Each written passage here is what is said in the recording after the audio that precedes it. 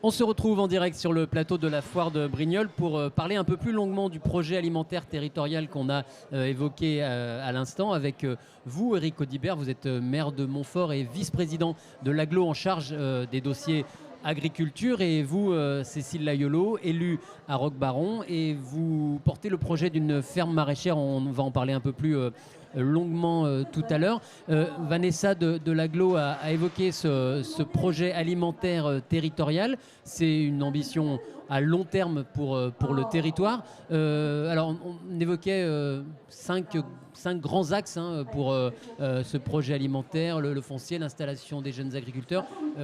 Détaillez-nous un peu, synthétisez-nous un peu, si on peut le faire, le détail de ce projet alimentaire territorial. Oui, bonjour. Eh bien, je vais essayer de le faire. La partie foncière essentielle.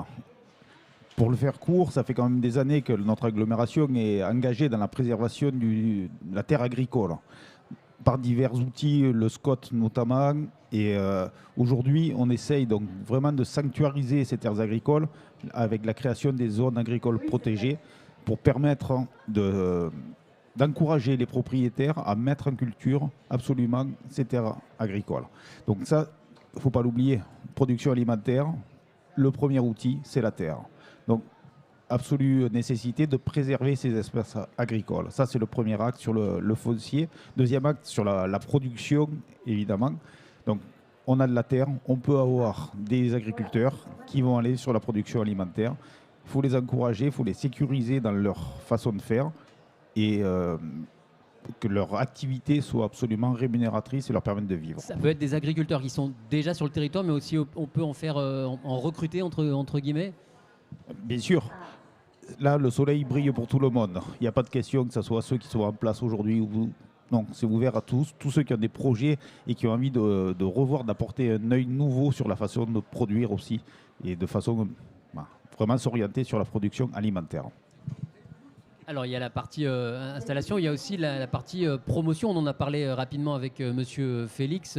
Là, il se trouve, on parlait du pois chiche, mais au-delà de l'exemple du pois chiche, voilà, la promotion des produits locaux faits en Provence verte, ça c'est un axe important.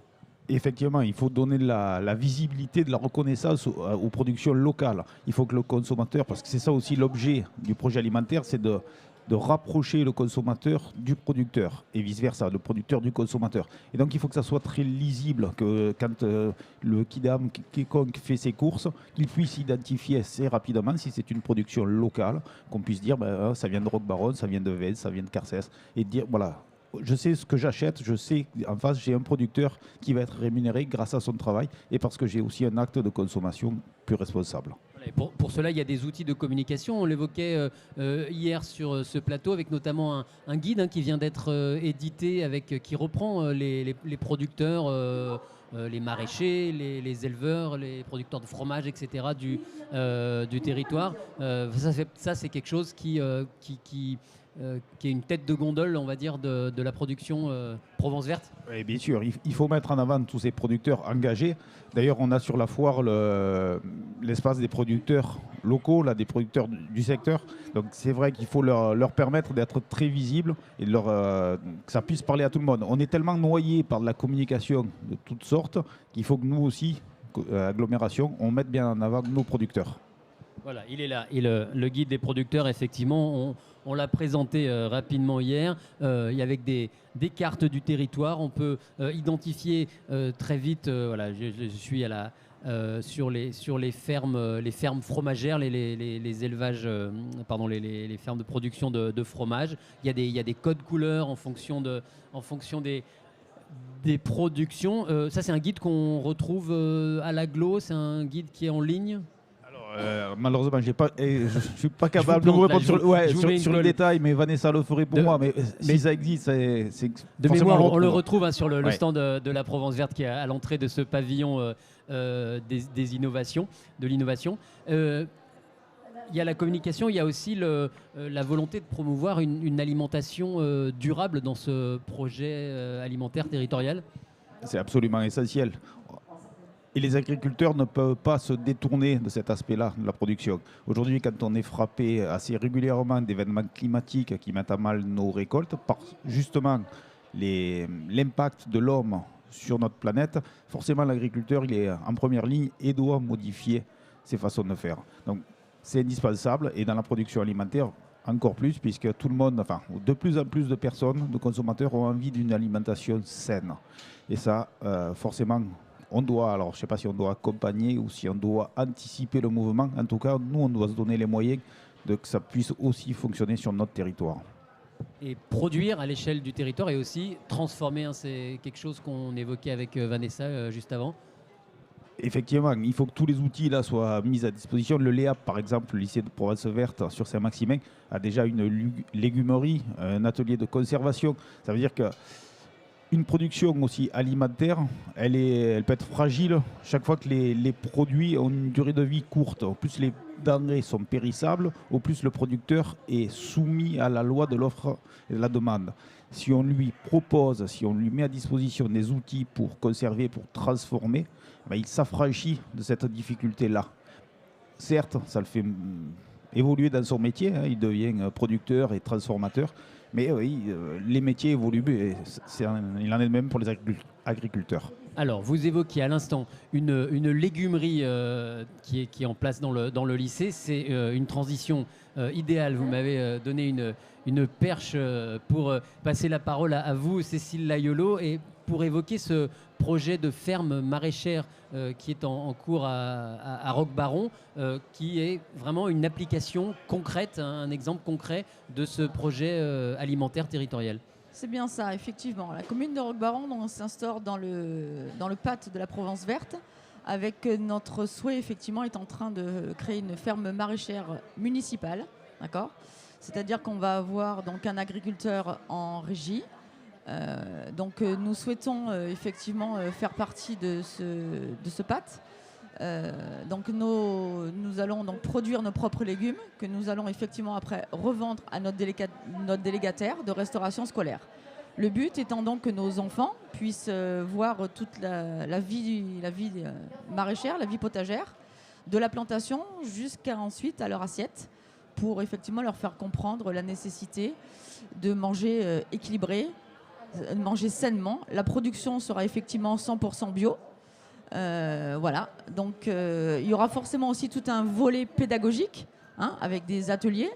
Voilà, les enfants pourront se rendre sur place, voir, travailler la terre aussi éventuellement, je veux dire, et donc retrouver ça dans leur assiette pour un peu leur faire comprendre effectivement la nécessité de manger très sainement.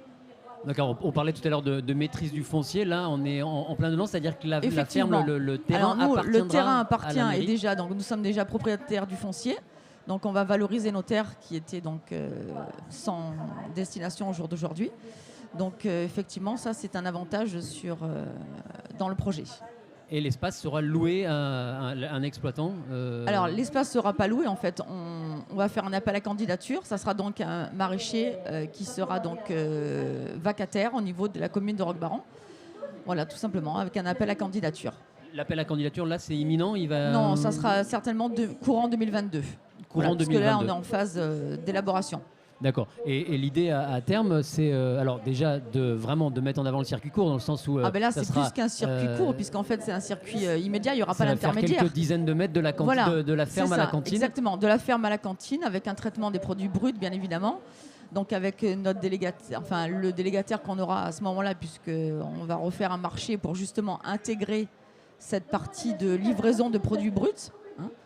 Voilà, et donc effectivement, zéro intermédiaire, en fait, directement. Zéro intermédiaire, zéro déplacement. Si, un petit peu, oui. Du champ, on va dire, jusqu'à la cantine. Un coup de brouette, voilà. on va y arriver. Et avec du 100% bio, bien évidemment. D'accord. Voilà. Et en plus, cerise sur le gâteau, c'est le cas de le dire, la possibilité d'offrir aux enfants de Roquebaron des ateliers pédagogiques, d'aller visiter une ferme en vrai. Le but, bien évidemment, c'est de développer toute la partie pédagogique, effectivement, pour leur expliquer toute cette transformation et s'insérer effectivement dans développer tout ce qui est autour de l'environnement.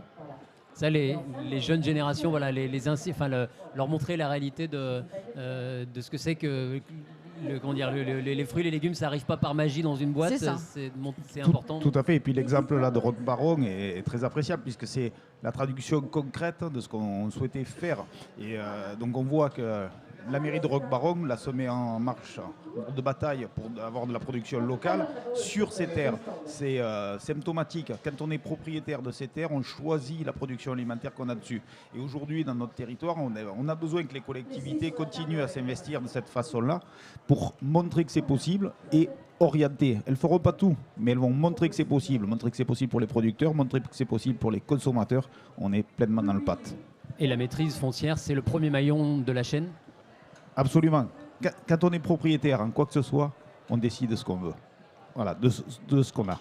On peut imaginer d'autres expérimentations, d'autres projets comme celui qui est porté par la mairie de Rock Baron à l'échelle du territoire. Il y a déjà peut-être des idées qui germent ici et là sur l'agglomération Provence Verte.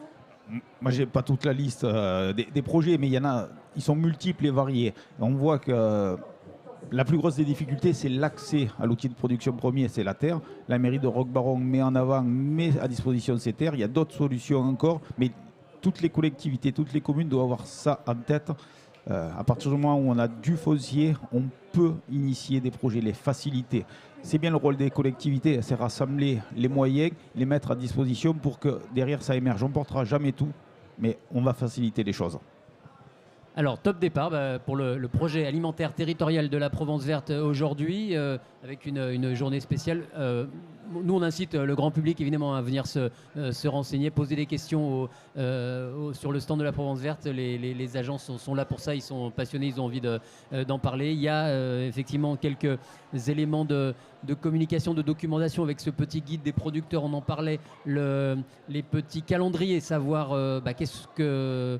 en fonction des saisons, des mois, qu'est-ce qu'on peut trouver comme fruits, comme légumes pour ne pas manger des tomates au mois de janvier. C'est impossible. Merci d'être venu nous présenter rapidement ce projet alimentaire territorial. Un petit mot peut-être pour conclure, Monsieur Audibert. Je ne sais pas si je vais conclure, mais je vais dire que ça va encore plus loin, le projet alimentaire territorial, puisque c'est aussi, on travaille sur la diminution des déchets, des résidus de repas. Donc, éveiller les consciences à ce qu'il n'y ait pas de reste alimentaire. Et ça me permet aussi d'aborder un autre thème qui m'est cher, c'est les déchets. Et donc quand on travaille sur des circuits courts comme ça, sans transport, aussi, on diminue aussi la production de déchets autour de la production alimentaire. Donc c'est doublement vertueux. Limiter la production de déchets et les réutiliser ou les composter quand c'est possible. Tout à fait, c'est le cercle vertueux. Merci à vous, Cécile Layolo, Éric Audibert, d'être venus nous présenter ce projet alimentaire territorial porté par l'agglomération Provence Verte et ce projet de ferme maraîchère à Rock Baron. On va suivre évidemment ces différents projets. Merci beaucoup, bonne journée et bonne foire. Merci à vous.